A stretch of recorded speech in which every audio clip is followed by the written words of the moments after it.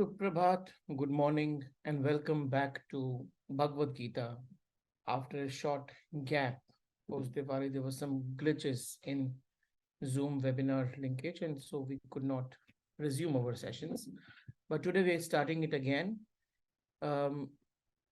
आज हम अपनी पिछली यात्रा को आगे लेकर जाएंगे। चौथा अध्याय वर्सेस 11 एंड 12 पे थोड़ा सा डिस्कशन करेंगे। वर्सेस 11-12 के पहले जो बात श्री कृष्ण ने कही वो मैं थोड़ा सा टच करके 11-12 में घुसूंगा, बिकॉज दोनों का कनेक्शन है और ये कनेक्शन बहुत स्ट्रांगली एस्टेब्लिश करना जरूरी है, because whatever has been spoken in 11-12, 11 और 12 में जो बात हुई है वो बात आपकी लाइफ की, आपके जीवन की एक प्रक्रिया को एक्सप्लेन किया है। और ये बात शायद बहुत सारे लोगों ने बाद में अलग फॉर्म में कही, बट ओरिजिनल वे में the right, the absolute original way was spoken by Shri Krishna himself. वो परमात्मा के शब्द थे, वो परमात्मा के शब्द थे जो श्री कृष्ण ने अपने मुख से बोले, और उन शब्दों को वर्सेस 11 और 12 में आपके जीवन को एक दिशा दे दी, अगर ढंग से समझें तो। आज हम उसको समझेंगे, but before we start, let's start our day with the prayer directly, because I have to finish the session by 10:30 today. So we will start the session directly with prayer and get into the discussion of the verses. So please stand up wherever you are.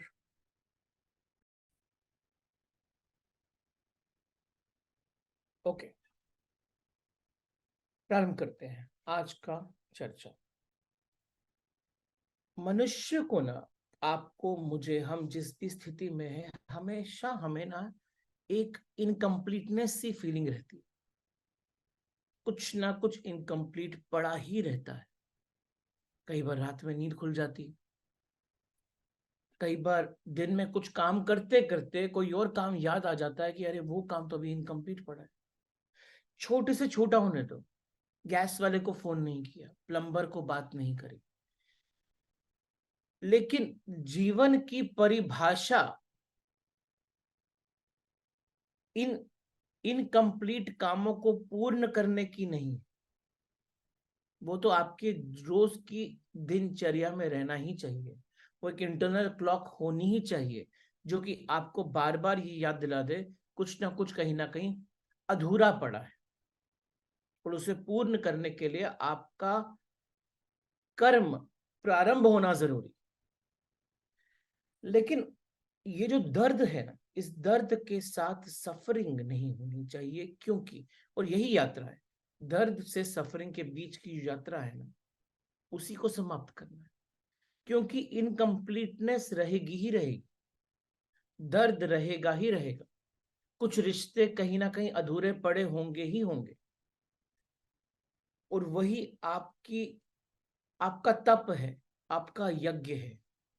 कहीं किसी ने आपको कुछ बोला होगा, आपको उसे वापस जवाब देने की इच्छा रहेगी ही रहेगी। परंतु मनुष्य की इस दुविधा और आपके निर्वाण के बीच में जो यात्रा है, वो दुविधा समाप्त करने की यात्रा नहीं है। संसार में हो तो दुविधाएं रहने ही वाली हैं।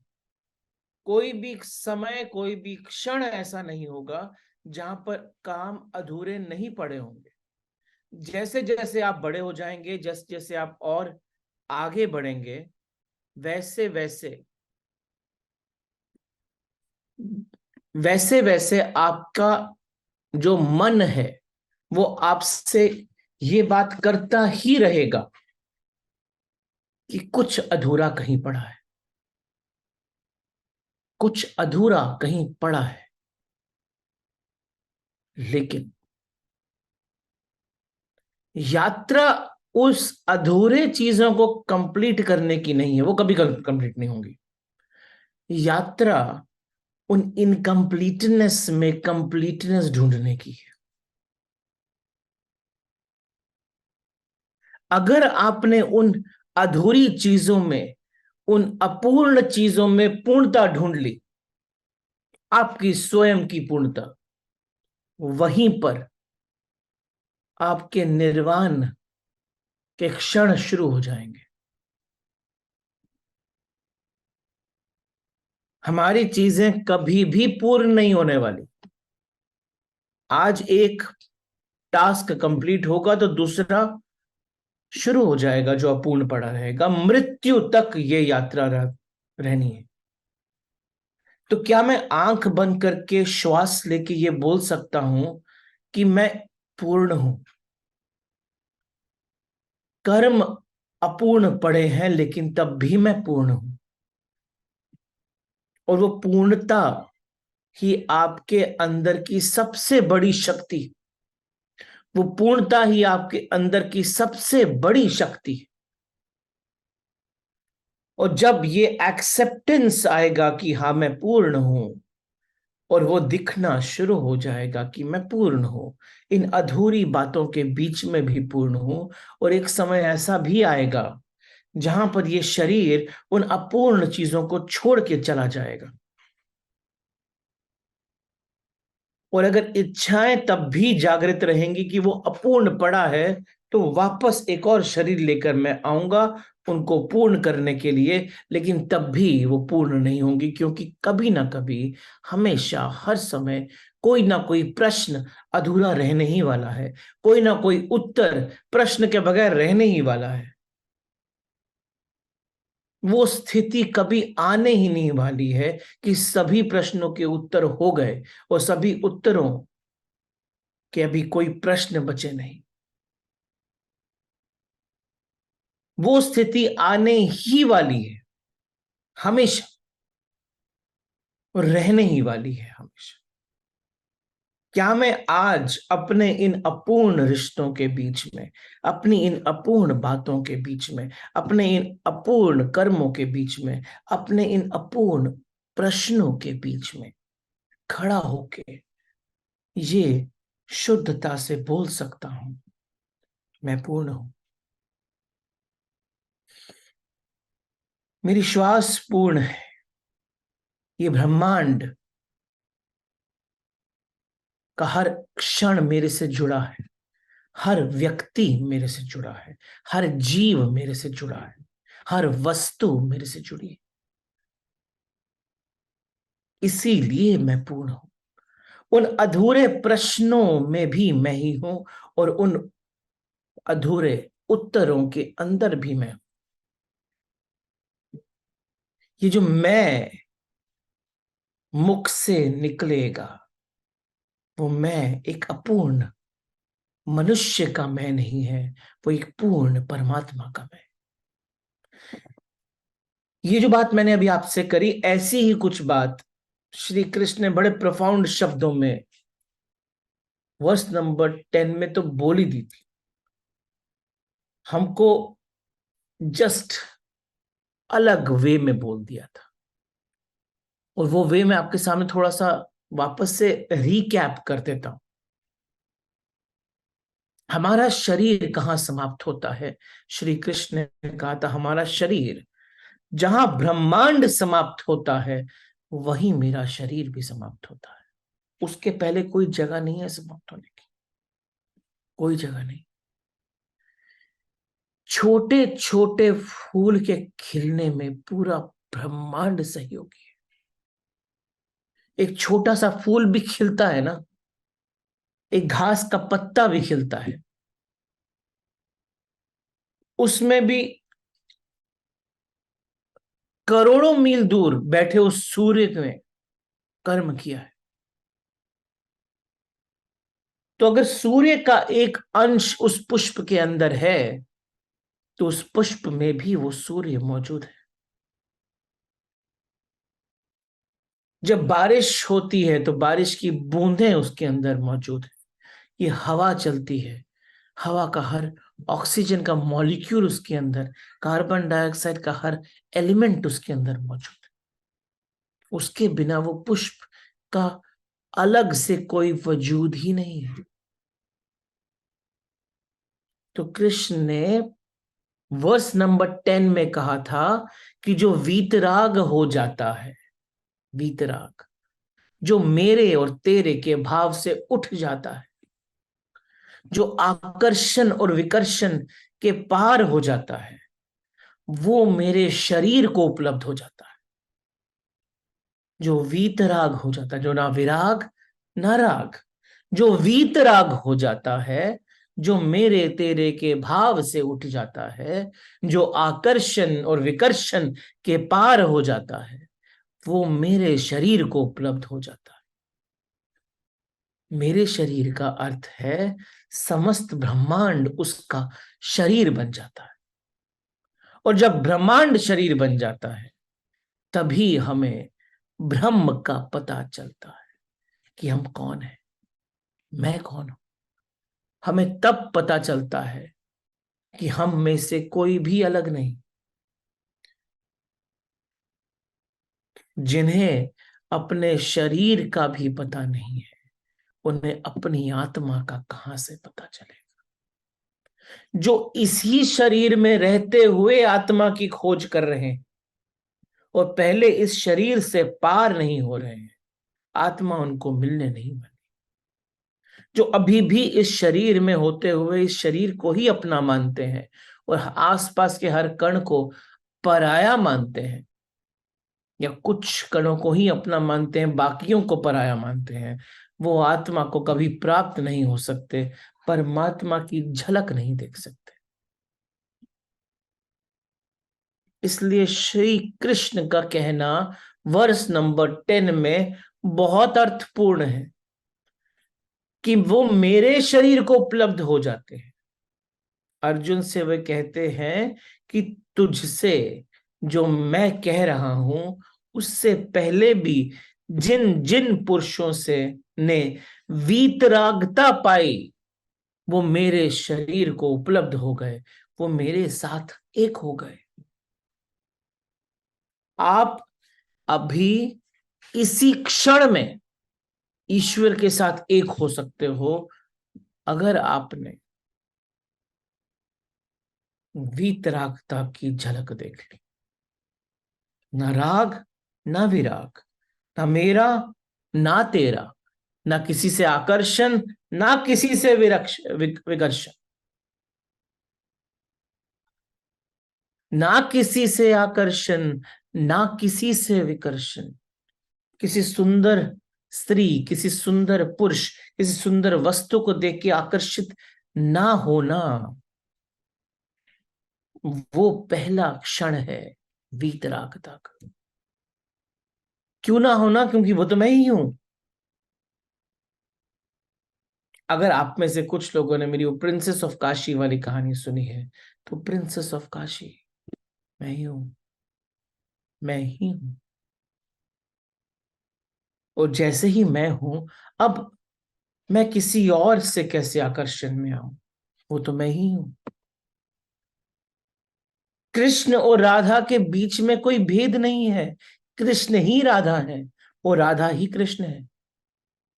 कृष्ण और मीरा के बीच में कोई भेद नहीं है। कृष्ण ही मीरा है, मीरा ही कृष्ण है। ब्रह्मांड की हर वस्तु, हर क्षण, हर हर पल में जो मिलता है वो आप हो। मीरा ने वो विष का प्याला कैसे पी लिया? क्योंकि विष का प्याला भी पराया नहीं है, तो वो मुझे कैसे मारेगा? हम तो एक ही हैं।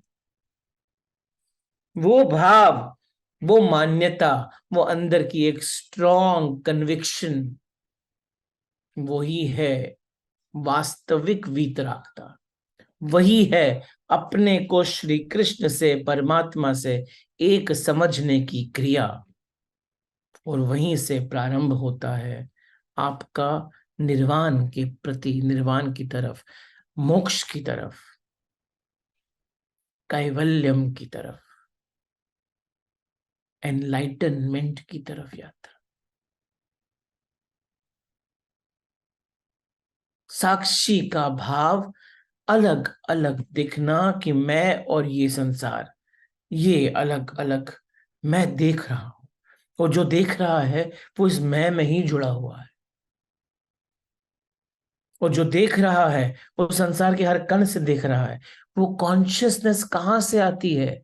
कोई चलता है तो किसी और की आंख से आप उसको देख सकते हो, क्योंकि आप उसमें, इसमें, सब जगह मैं ही है,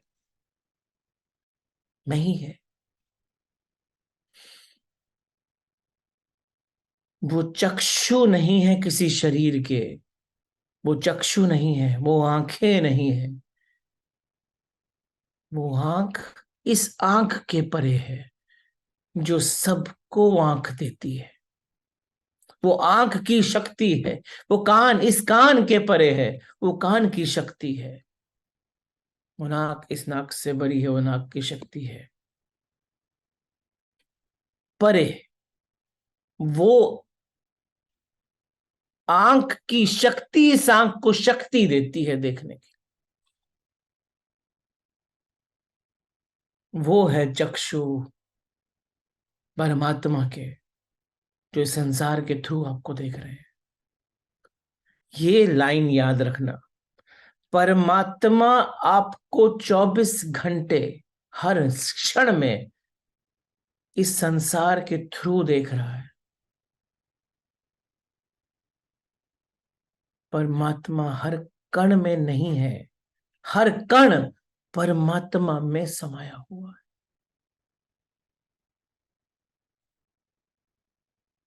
जब हर कण परमात्मा में ही समाया हुआ है, तब कहां जाओगे और कहां से बचोगे?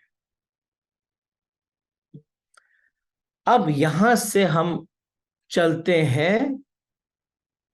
ये बात अगर खनक गई मन में कि परमात्मा हर कण की थ्रू मुझे देख रहा है, अब, और ये पूरा शरीर मेरा शरीर को उपलब्ध कब होता है? जब सब मेरे हो जाते हैं।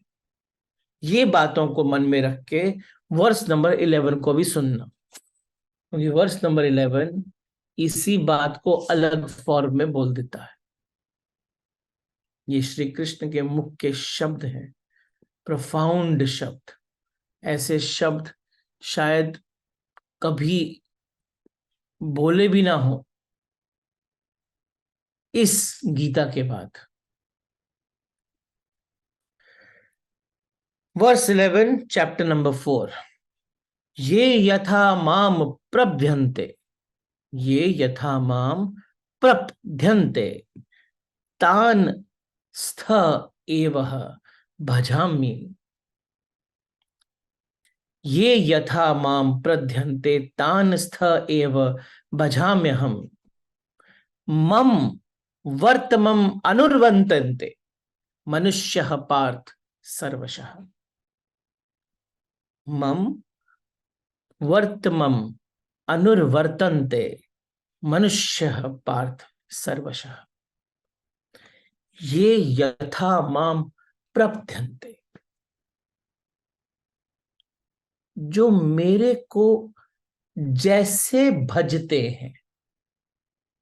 ये यथा माम, जो जैसे भी माम मतलब मुझे, प्रपद्यन्ते, जैसे मुझे भजते हैं, जैसे वो मेरी शरण ग्रहण करते हैं, जो मुझे जैसे भजते हैं। बाप रे! अब उसके बाद नेक्स्ट लाइन टोटल रेवोल्यूशन है। मम वर्तमान, मम वर्तमान अनुर्वर्तन्ते, मतलब मैं उनको वैसे ही भजता हूं। ये मुझे जैसे भजते हैं, भजन से आया है वर्ड, भजते हैं। ये मुझे जैसे भजते हैं, मैं उन्हें वैसे ही भजता हूं। आप ईश्वर का भजन जैसे करते हो, ईश्वर आपका भजन वैसे ही करता है। रेवोल्यूशनरी। पिछली बात से कनेक्ट करते हुए इसको समझना बहुत जरूरी है। कृष्ण ने कहा, जो मुझे जिस भांति भजते हैं, मैं उन्हें उसी भांति भजता हूं।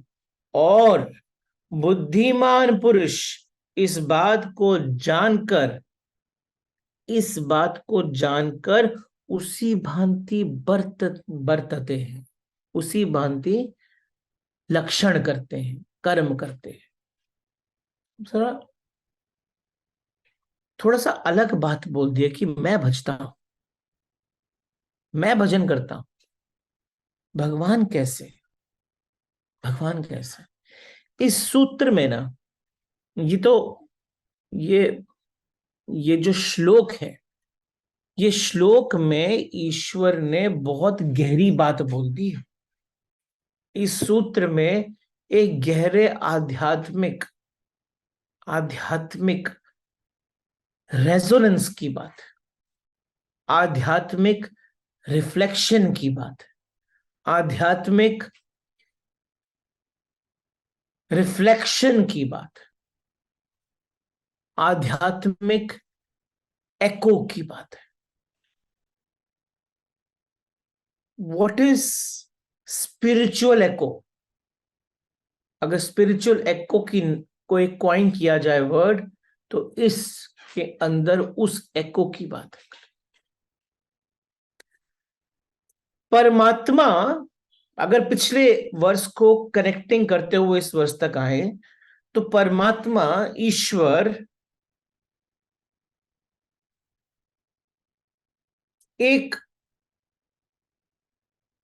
हर वस्तु में मौजूद है, हर कण में मौजूद है। जो आज अभी आप श्वास अंदर ले रहे हो, परमात्मा अंदर ले रहे हो। श्वास बाहर कर रहे हो, परमात्मा बाहर कर रहे हो। नहा रहे हो, परमात्मा बरस रहा है। बारिश पड़ रही है, परमात्मा से गीले हो रहे हो। दुर्गंध आ रही है, उसमें भी परमात्मा है। सुगंध आ रही है, उसमें भी परमात्मा। अब मैं सेंटेंस थोड़ा सा बिल्कुल टेक्निकली करेक्ट करूंगा। जो सुगंध आ रही है वो भी परमात्मा में है, जो दुर्गंध आ रही है वो भी परमात्मा में है।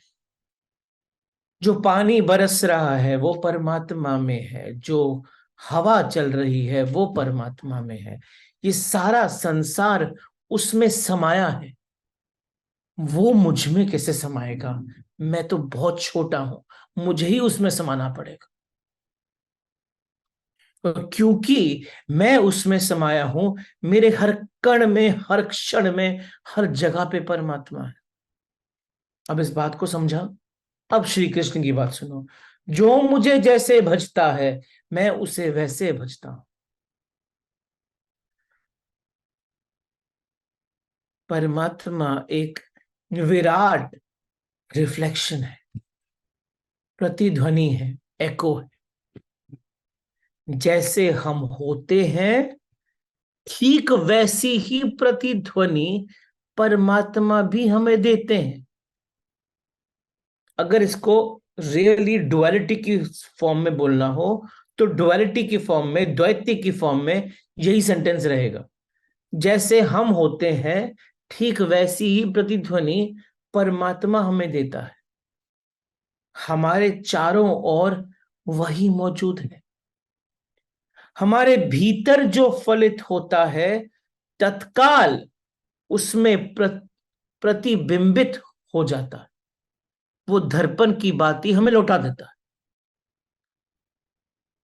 किसको? हमारे प्रतिबिंबों को, हमारी रिफ्लेक्शन को ही लौटा देता है। कृष्ण कहते हैं, जो मुझे जिस भांति भजता है, उसी भांति मैं उसे भजता हूं। जो जिस भांति मेरे दर्पण के समक्ष आ जाता है, वैसी तस्वीर उसको लौटा के दे देता हूं। परमात्मा कोई वस्तु नहीं है, वो तो जीवंत है। परमात्मा कोई ना सुनने वाला अस्तित्व नहीं है। वो तो एक एक ऐसी एग्जिस्टेंस है जिसके अंदर हार्ट है, हृदय पूर्ण है। परमात्मा प्राणों के प्राणों के स्पंदन से बना हुआ, प्राणों के स्पंदन से परिपूर्ण है। जो भी प्रार्थना हमारे प्राणों में उठती है, हम उसी प्रार्थना को परमात्मा की तरफ बहाना शुरू कर देते हैं। और जैसे ही वहां से वहां बहना शुरू हुआ, वहीं से वैसे ही प्रार्थना आपकी तरफ बहनी शुरू हो जाती है। आप एक कदम परमात्मा की तरफ उठाते हैं, परमात्मा अपना एक कदम आपकी तरफ उठाता है। मिरर सामने रखो, आपका एक कदम मिरर की तरफ उठाओ, अंदर जो भी दिख रहा है उसके अंदर वो एक कदम आपकी तरफ उठाएगा।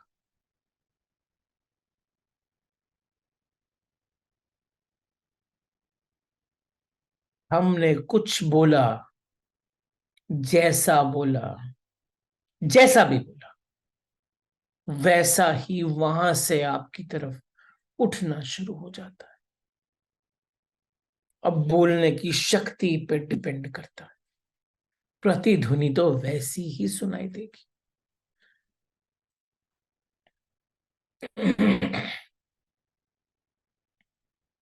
परमात्मा प्रतिपल, हर क्षण, हर मोमेंट पे हमें प्रतिध्वनित करता रहता है। सूक्ष्म, सूक्ष्म आवाज में, सन्नाटे से भी बारीक आवाज, पक्षियों की चहचहाट, चहचहाट से भी सूक्ष्म आवाज, मौन होकर, चुप होकर अगर सुनोगे तो सुनाई देगी। गहरे मौन में, एकदम सन्नाटे से भी गहरा मौन, गहरे मौन में कृष्ण जो कहते हैं कि मुझ तक कुछ आ रहा है, वो दिखना शुरू हो जाएगा, दिखना शुरू हो जाएगा, सुनना शुरू हो जाएगा। और जब वो उस डायमेंशन में आप पहुंचते हो, जब उस नई डायमेंशन में आप पहुंचते हो, तो आपके अंदर एक वीणा बजती है। और सब, जो मनुष्य, जो पुरुष, जो जिन जिन ने वो डायमेंशन प्राप्त की है, उन सब ने एक शब्द तो बोला ही है, वो है वो किस तरीके से क्रिप्टिक होके आप तक पहुंचता है, वो है वो पहुंचता है, लेकिन ये साइंस ऑफ एग्जिस्टेंस है।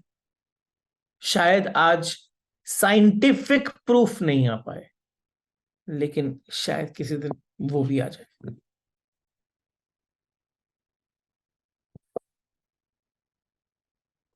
ये एग्जैक्टली वैसा ही है, जैसे अगर आप किसी हिल स्टेशन पे जाओ, पहाड़ों के बीच में खड़े रहो, आसपास विराट पर्वत है, और आप कुछ भी बोलो तो कुछ क्षणों के बाद आपको आपकी आवाज सुनाई देती, कुछ क्षणों के बाद।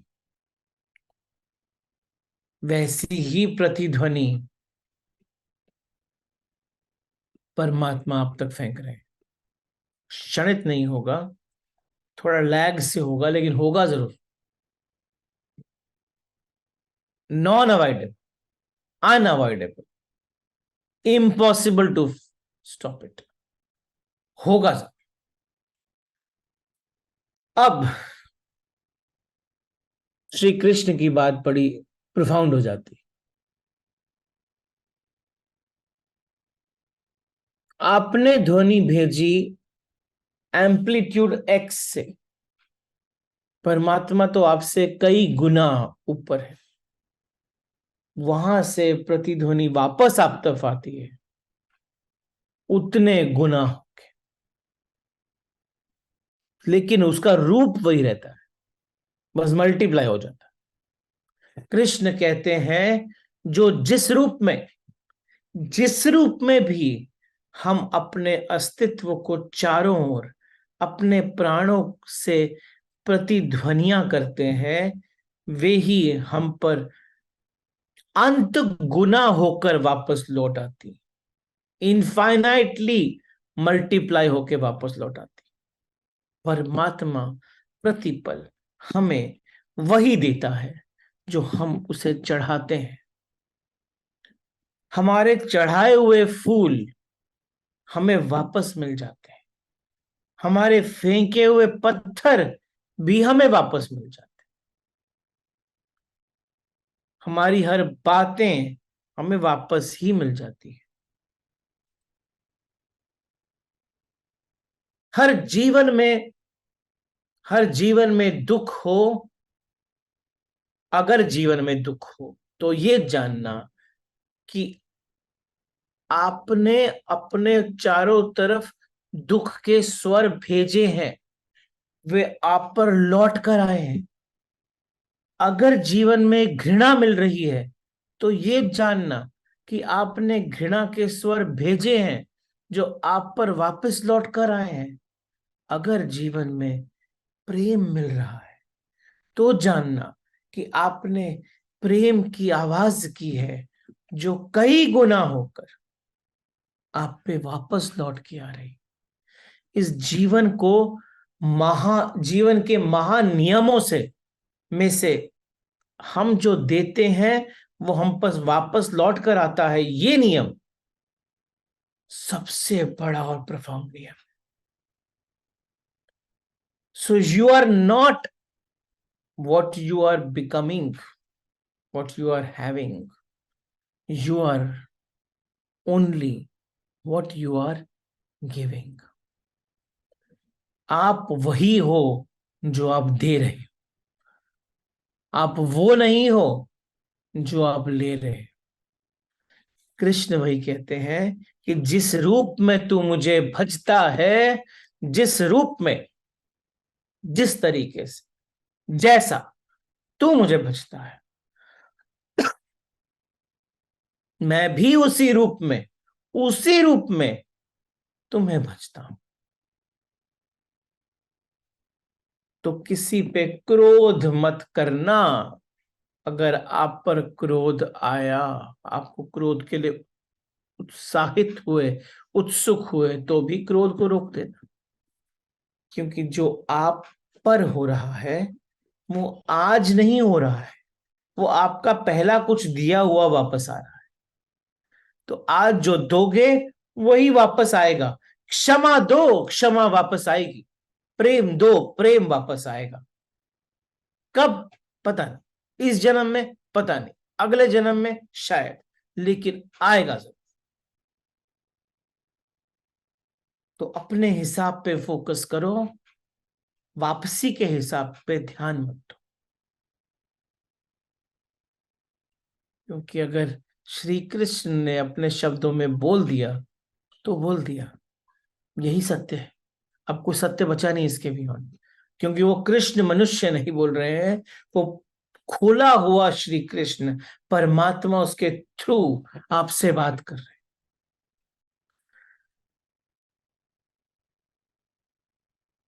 तो ये बात ध्यान रखना, जो भी हम पर लौटता है, जो भी हम पर लौटता है, वो हमारा दिया हुआ ही कुछ लौटता है। लौटने में वक्त लग सकता है, प्रतिध्वनि होने में समय लग सकता है, लेकिन उसका मतलब ये नहीं है कि फासला लंबा हो तो आप तक कभी पहुंचेगा नहीं। पहुंचेगा जरूर।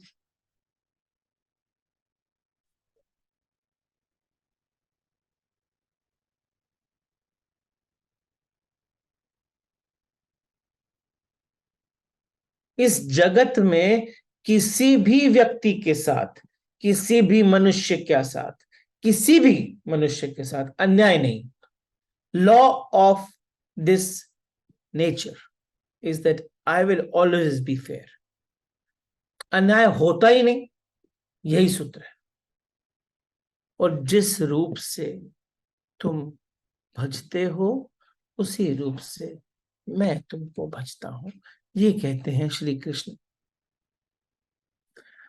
अगर किसी व्यक्ति ने इस जगत को पदार्थ मान लिया, थिंग्स मान लिया, तो उसे ये जगत पदार्थ मालूम पड़ने लगेगा।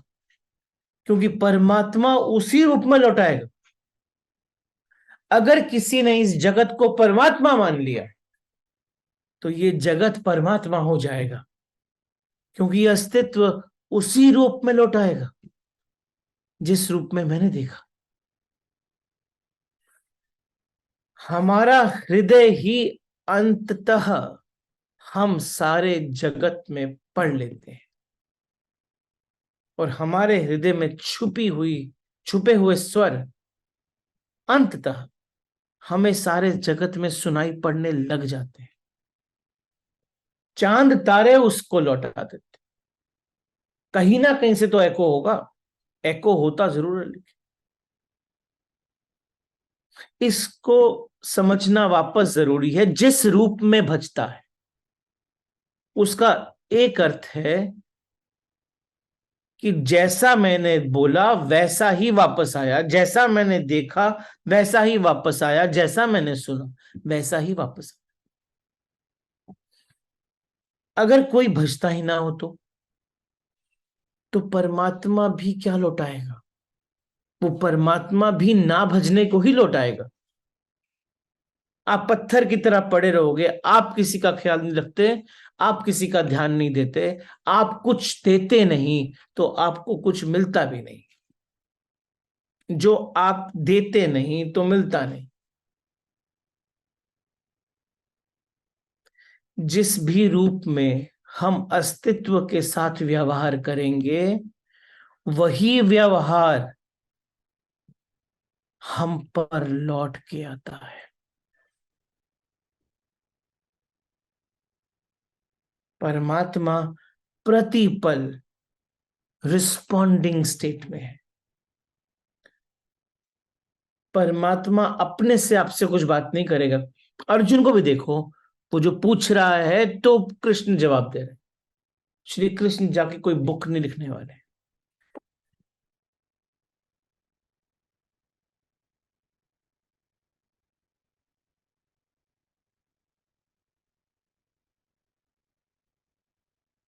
जैसे ही आपने इस संसार को परमात्मा मानना शुरू किया,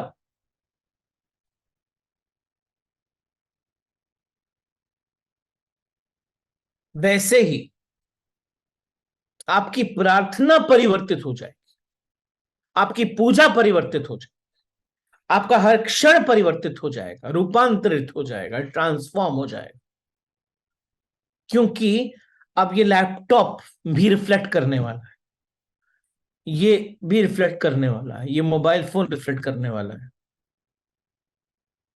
जो सामने बैठा है वो रिफ्लेक्ट करने वाला है, जीवंत आत्माएं सामने है वो रिफ्लेक्ट करने वाली। रिफ्लेक्ट, रिएक्ट नहीं, रिफ्लेक्ट। तो मेरे को मेरे कर्म पे कंट्रोल, मेरे मन के थॉट्स पे कंट्रोल, मेरे को मन की इच्छाओं पे कंट्रोल। बिकॉज आप कुछ भी दे रहे हो, इच्छा दे रहे हो, मन से, मन में किसी के लिए बुरा वचन दे रहे हो, मन से किसी के लिए प्रेम दे रहे हो, मन से जो आपके मन से भी निकल रहा है वो भी प्रतिध्वनित होता है, क्योंकि उसकी भी ध्वनि सुनाई दे जाती है। आप जो सोचते हो उसकी ध्वनि भी सुनाई देती। किसी ने आपके साथ बुरा किया, आपसे कुछ कहा, आपकी शक्ति उससे कई गुना कम है तो आप कुछ नहीं बोल पाए, क्रोध अंदर को रख लिया, घर पहुंचे, घर पहुंच के आपने कमरे में बंद किया, उसको इमेजिन किया सामने, और आपने सब कुछ किया जो आपसे करना चाहते थे, शांति मिल गई। वो था नहीं वहां पे, उसको कुछ हुआ नहीं, लेकिन आपने उसको इमेजिन करके आपने सब कुछ कर दिया, आपके मन को शांति मिल गई। यानी आपने क्या किया, आपने क्रोध को बाहर दे दिया। अब आप अपने मन को समझा सकते हो, चलो मैंने किया, उसको तो मैंने कुछ कहा नहीं ना, मन को समझा सकते हो, लेकिन आपने दे दिया। ये भी वायलेंस है, ये भी हिंसा है, ये भी आएगी, लौट कर आएगी। आपके साथ किसी ने बुरा किया, बहुत बुरा किया, वो आपसे छोटा है, बड़ा है, पावरफुल है, वीक है, फर्क नहीं पड़ता, आपने, आपके अंदर बहुत क्रोध आया, आंख बंद करी, डीप ब्रेथ ली और क्षमा किया। मन को कारण देके, मन को कारण देना पड़ता है, मन को कारण देके आपने क्षमा किया। क्षमा किया, आंख खोली, सामने क्षमा दिखनी शुरू हो जाएगी, क्रोध तिरोहित हो जाएगा, कुछ बचेगा नहीं, ये भी लौट कर आएगा। दिन में आप कितनी क्षमाएं करते हो, कितने प्रेम के वचन बोलते हो, वो सब मल्टी अनंत रूप से गुणा होके वापस आए। प्रार्थना के दो भाग हैं। प्रार्थना के दो भाग हैं। एक ही इस हिस्सा हम जानते हैं, दूसरे का हमें कुछ पता ही नहीं है।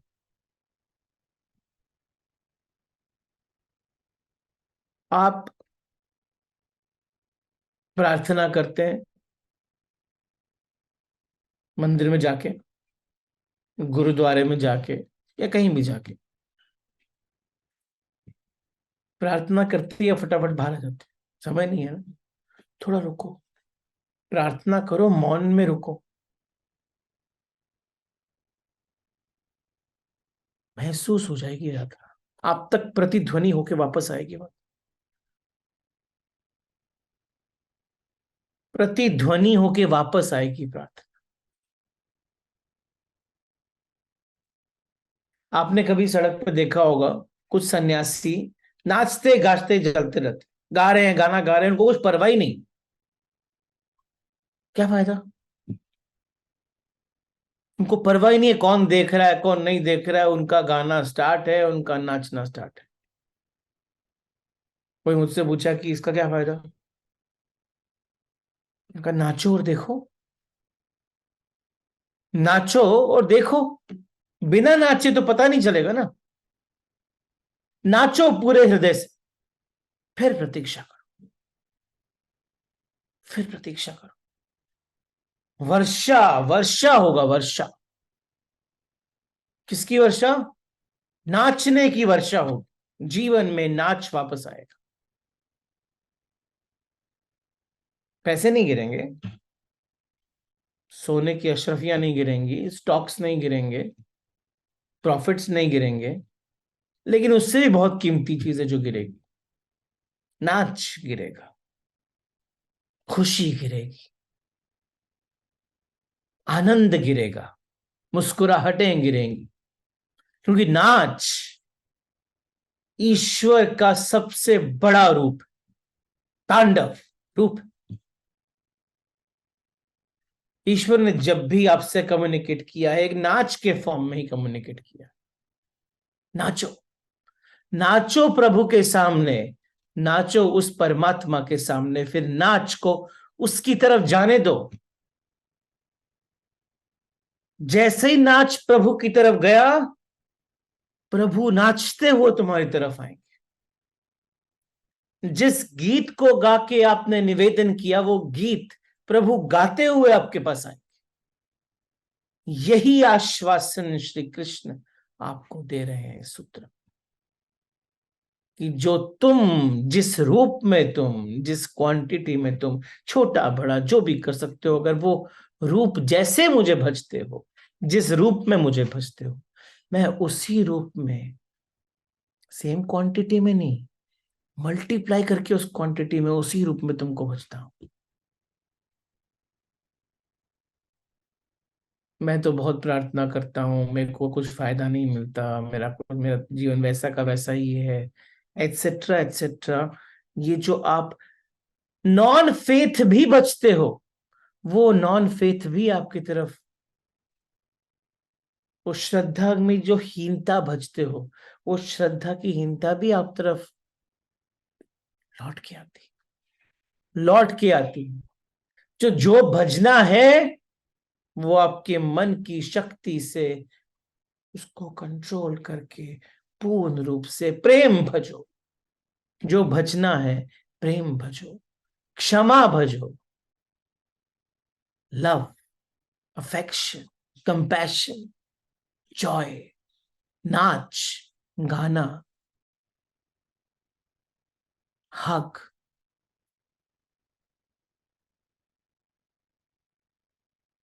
इस संसार को जिस तरीके से आपने अपनाया, संसार उसी तरीके से आपको अपनाएगा। ये है महानियम, महानियम इस संसार में जीने का।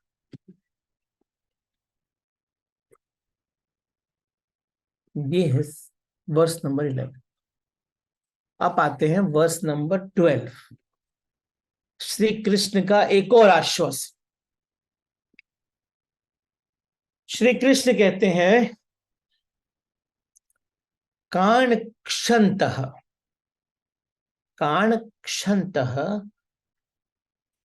कर्मणा, काण क्षन्तः कर्मणाम सिद्धिम जयन्ते इह देवता। क्षिप्रमः, क्षिप्रमः ही मानुषे लोके सिद्धि भवति कर्मजा। अब यहां पर श्री कृष्ण ने, अब तक ना श्री कृष्ण ने बहुत परमात्मा तक शून्य बनाने की, स्वयं को, ब्रह्मांड को अपना मान लेने की बातें की हैं, लेकिन उनको ये भी कहीं ना कहीं आभास हो रहा है कि बहुत लोग इसके करीब भी नहीं, करीब भी नहीं। तो उनके लिए क्या, ये वर्ष उनके लिए, वो कहते हैं जो मेरे तत्व को नहीं जानते,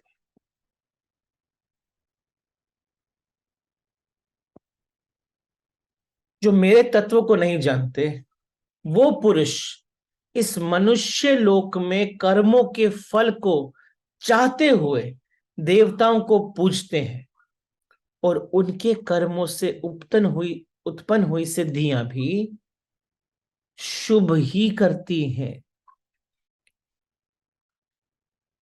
जरूरी नहीं है कि आपको शून्य ही होना है, वो तो एक अल्टीमेट स्टेट है, जरूरी नहीं है शून्य ही होना। लेकिन अगर आपने शुभ काम किए, परमात्मा को नहीं, देवों को, देवियों को, आपके गुरुओं को, जिसको भी आप देव के रूप में देखते हो, जिसको भी आप कृष्ण के रूप में देखते हो, जिसको भी आप समझते हो कि हाँ ये मेरे जीवन में शुद्धि लेकर आ सकता है, लाभ लेकर आना तो उसके किसी के हाथ में नहीं है, शुद्धि लेके आ सकता है, उससे अगर भजते हो और उसके साथ अपना कर्म करते हो, तो वो भी पूजा के बराबर है और उससे भी शुभ होता है। डायरेक्ट बेनिफिट देखना नहीं, शुद्धता से शुभता का जन्म होता है, शुद्धता से शुभता का जन्म होता है।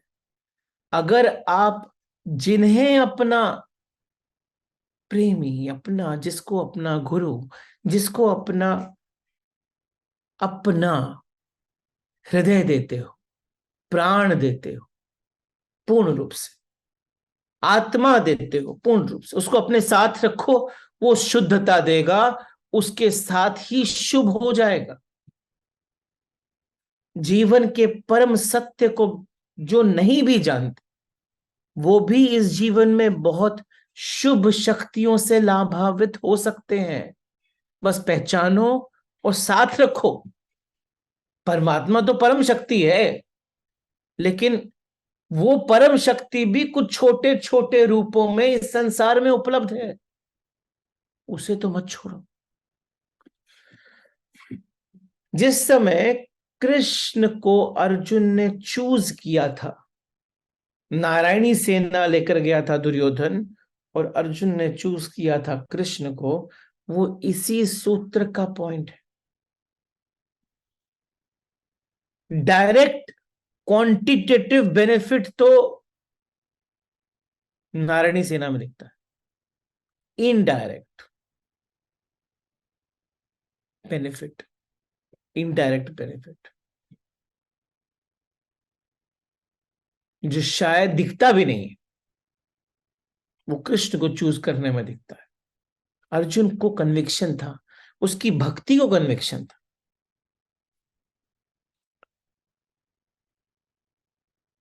परम शक्ति के संपर्क में भी आप इसको साथ लेकर चलोगे तो सेफली पहुंचो, क्योंकि परम शक्ति के संपर्क में आना अति कठिन है, पर परम शक्ति के संपर्क में आने के लिए, परमात्मा के संपर्क में आने के लिए एक बहुत अलग छलांग मारनी पड़ती, बहुत साहस की जरूरत है।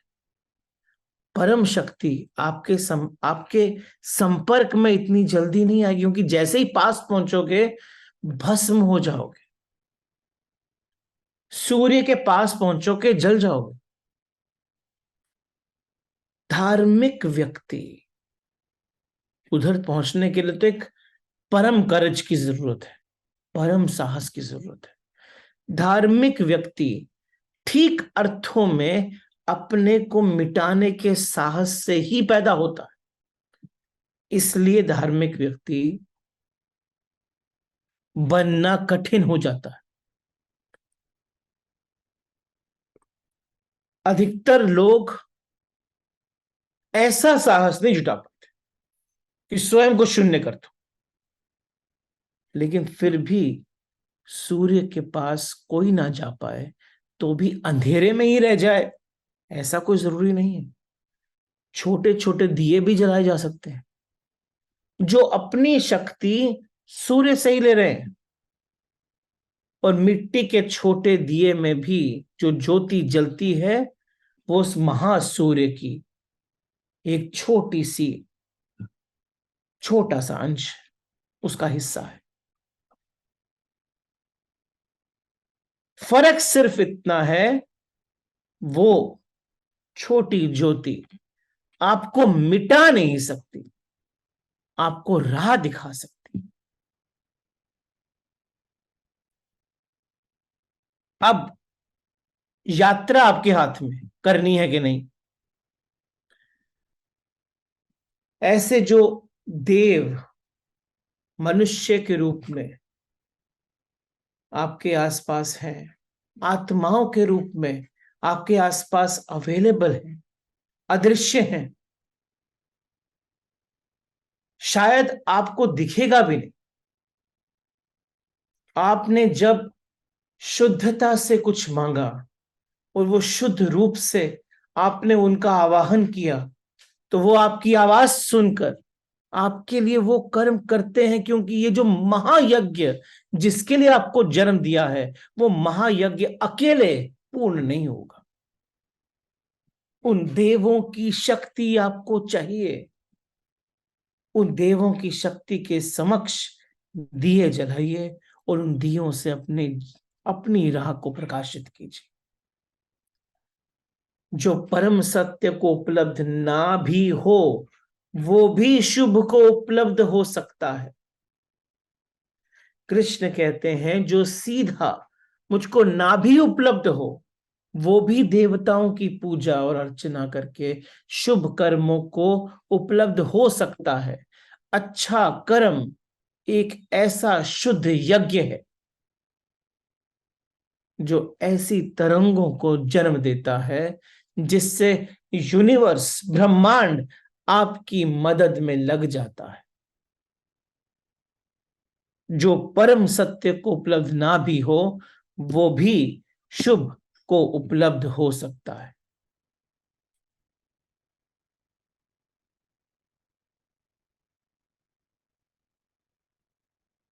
शुभ की आकांक्षा करना, शुभ की आकांक्षा करना, इच्छा करना, ये इच्छा और आकांक्षा ही है जो आपके कर्मों में दिखाई पड़ेगी। कर्म आपकी इच्छाओं की खबर देते हैं। कर्म आपके प्राणों की प्यास की न्यूज पहुंचाते हैं। शुभ कर्मों से पहले शुभ और शुद्ध इच्छाएं चाहिए। शुभ कर्मों से पहले शुद्ध इच्छा चाहिए। और उसके साथ साथ अकेला करना कठिन है। आवाहन से शुभ शक्तियां, आपके कर्मों के आवाहन से, आपकी बातों के आवाहन से ही नहीं, आपके कर्मों के आवाहन से ये शुद्ध शक्तियां आपका साथ देती हैं। और सबसे कठिन से कठिन परिस्थिति, कठिन से कठिन दिखने वाली परिस्थिति, इनकम्प्लीट से इनकम्प्लीट स्थिति से आपको बाहर निकाल देती।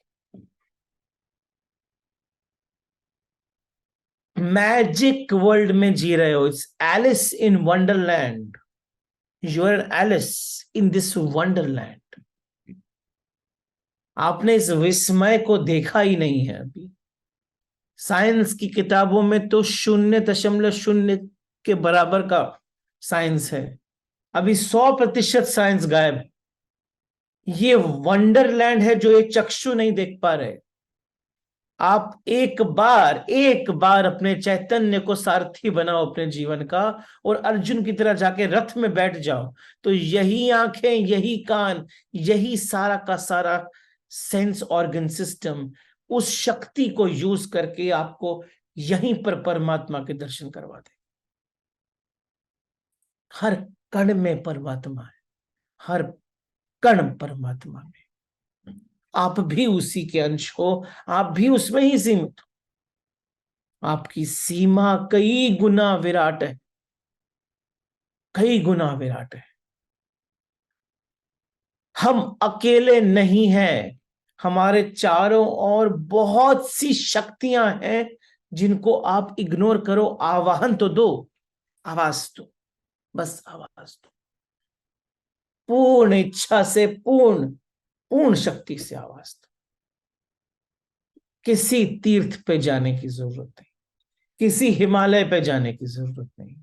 आपका ऑफिस, आपका घर, आपका हर वो जगह जहां पर आप, वही तीर्थ।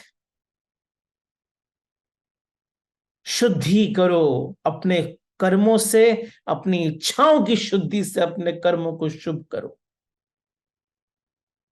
अपनी इच्छाओं की शुद्धि से अपने कर्मों को शुभ करो। और जो कर्म है, चाहे वो अंदर हो रहे हो या बाहर हो रहे हो, दोनों कर्म है। दोनों कर्मों से परमात्मा की तरफ एक नाच को जाने दो, और देखो वो नाच लौट कर आप तक कैसे आता है, किस वेग से आता है, मल्टीप्लायर होके आता है। संदेह की इच्छा मत दो, संदेह मत दो, पूर्ण फेथ दो, पूर्ण फेथ, बस पूर्ण फेथ। ऐसी श्रद्धा जो आपके अंदर, ऐसी श्रद्धा से अपने आप को ऐसा भर लो कि आपसे सिर्फ श्रद्धा ही निकले और कुछ निकले ही ना। हम अकेले नहीं हैं, हमारे चारों ओर बहुत शक्तियां हैं। ये मैजिक है। जब हम बुरा होना चाहते हैं तो बुरी शक्तियां हमारे साथ खड़ी हो जाती हैं और हमारे हाथों का बल बन जाती हैं, तो बुरा होता ही है। और जब हम कुछ अच्छा करना चाहते हैं तब अच्छी शक्तियां हमारे हाथ का बल बनती हैं और अच्छा होता ही है। तो कृष्ण कह रहे हैं, अच्छा कर्म करते हुए अच्छे गुरुओं के साथ, अच्छे देवों के साथ साथ रहो, बस। उनसे कुछ, उनको कुछ टास्क मत दो, साथ रहो। देवताओं की अर्चना, प्रार्थना, पूजा ही उनका साथ मांगने का है। बाकी छोड़ दो, उनसे कुछ पानी का ग्लास मत मांगो, साथ मांगो। और अगर ऐसा कोई मनुष्य आपके जीवन में आ गया जो देव का रूप है, उसको भी अपने साथ रख लो, बस। फिर कायनात पे छोड़ो। मुश्किल, मुश्किल सिर्फ संदेह की में है। संदेह मुश्किल है, संदेह छूटा, समर्पण आया, मैजिक हो। आपके आवाहन में आपके हाथों से किया हुआ कर्म और मन में हुआ कर्म, दोनों ही आवाहन है। और कर्म की, यही कर्म की गठरी बांध के आप हमेशा जी रहे हो। हर मोमेंट पे, इस क्षण में भी आप संदेह में हो तो वो भी कर्म बन गया, इस क्षण में आप श्रद्धा में हो वो भी कर्म बन गया। कर्म की गठरी लाद कर, कर्म की गठरी लाद कर जग में फिरे इंसान, ये ध्यान रखना, हर मोमेंट पे आप कर्म की गठरी बांध के बैठे हो। कर्म की गठरी लाद कर जग में फिरे इंसान, जैसा करे वैसा भरे, विधि का यही विधान। जो आप करते हो वो ही आपका कर्म बनता है। आपके अंदर भी कुछ हो रहा है, वो भी आपका कर्म है। उसको स्टेबलाइज करने के लिए, उन संदेहों को तिरोहित करने के लिए बस श्रद्धा की शक्ति रखो, पूर्ण श्रद्धा, पूर्ण। इतना सा भी अंश उसके अंदर संदेह का नहीं, वो है absolutely clear explanation of verses 11 and 12 as explained by Lord Shri Krishna. All right, thank you very much. Let's take up some questions now.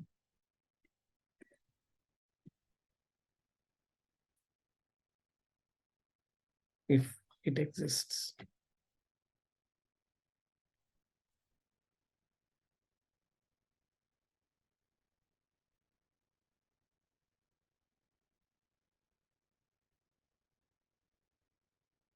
No question.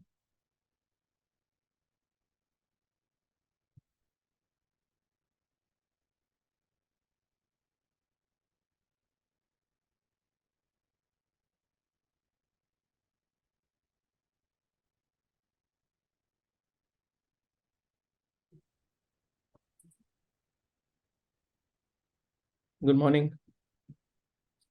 Very good morning Good Rohit morning. Ji, Good मेरी morning. आवाज आ रही है? जी जी आ रही है, अच्छे से आ रही है। Can you hear me? Hello अरे मेरे को आपकी आवाज आ रही है, आपको मेरी आवाज आ रही है?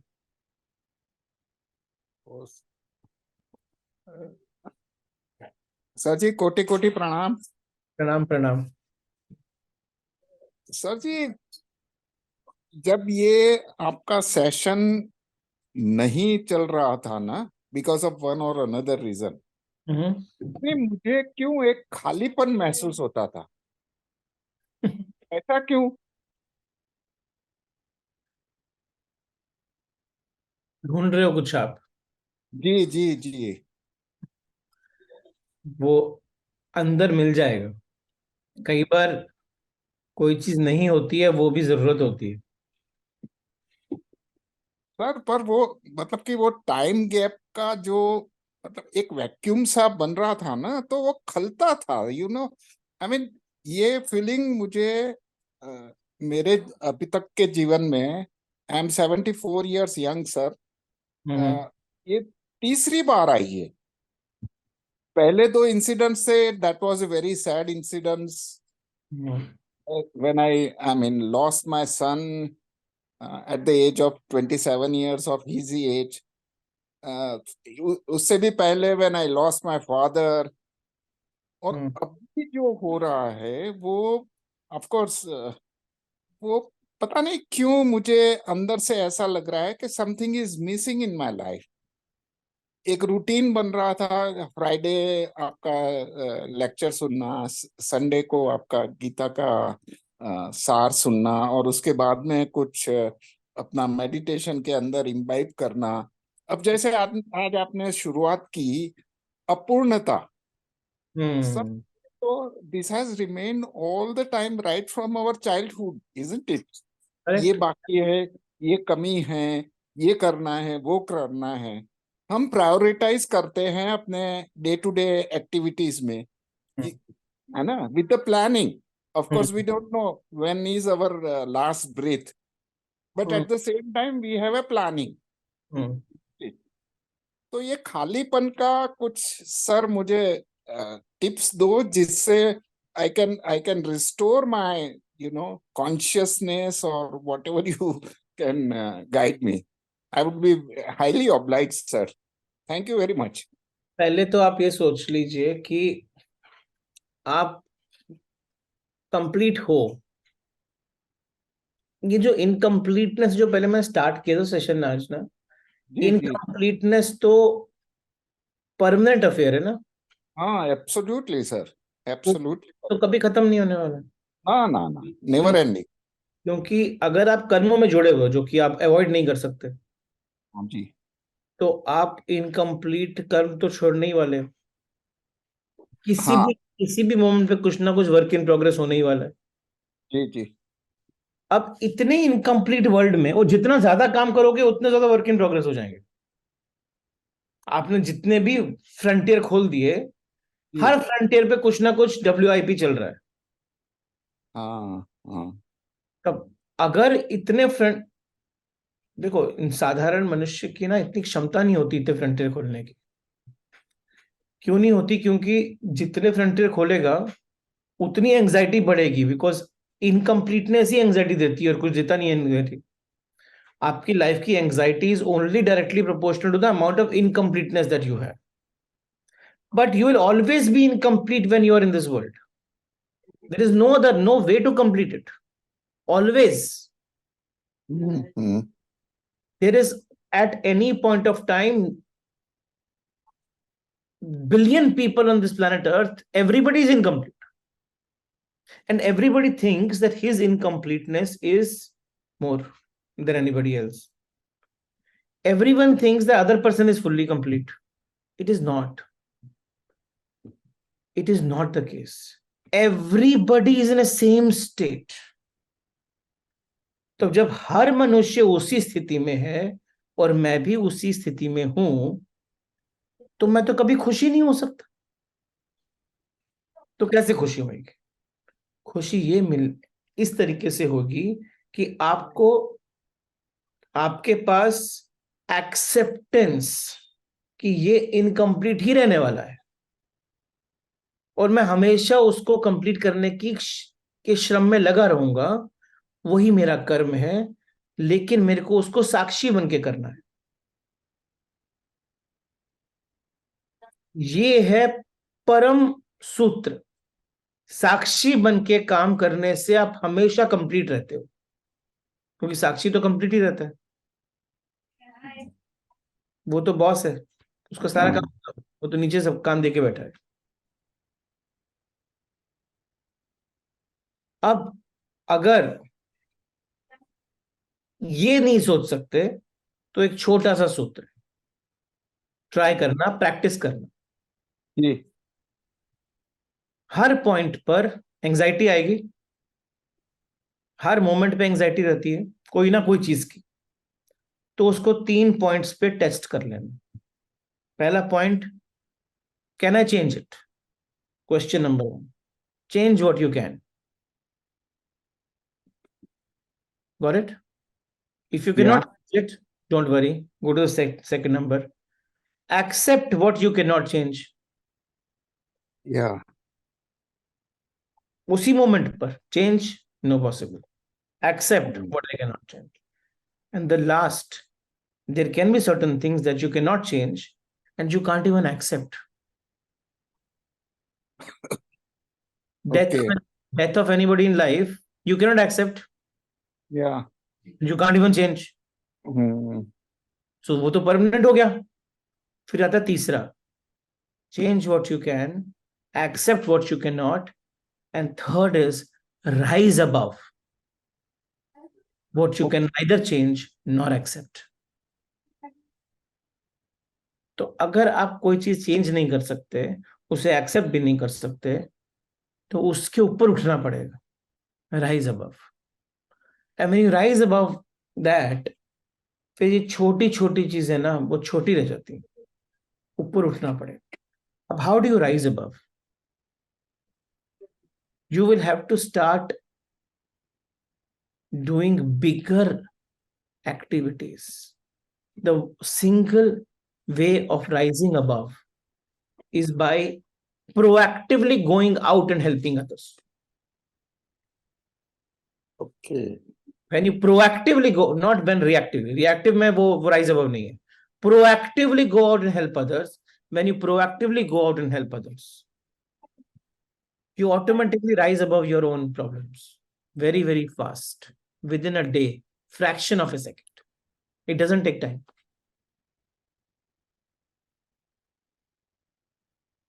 Thank you, sir. Thank you very much. I would definitely try and give you the feedback. This may take some time, na? Start today, then leave it. Oh, sure. Definitely. Thank you very much, sir. Pranam.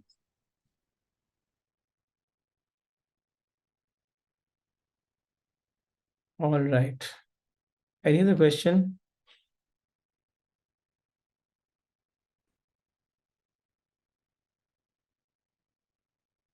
Okay. So if there is no questions, just Paresh जी आप वापस पूछ रहे हैं क्या?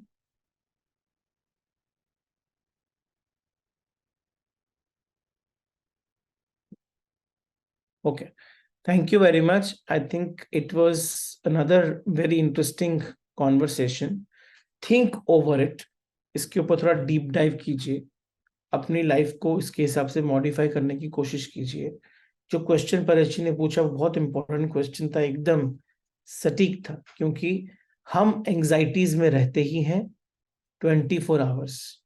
कोई ना कोई चीज अधूरी पड़ी ही रहती है, और जैसे जैसे आपकी एज बढ़ेगी अधूरापन बढ़ने ही वाला है. और जब अधूरापन बढ़ेगा तो आपको हमेशा ये लगेगा कि कुछ ना कुछ अधूरा पड़ा हुआ है, जाके उसे कंप्लीट कर देता हूं. करो, लेकिन एंजाइटी से नहीं, साक्षी बन के. साक्षी बनना सबसे बड़ा आपकी लाइफ का डेस्टिनेशन है, और कुछ नहीं. Thank you very much. Let's conclude today's session with a prayer.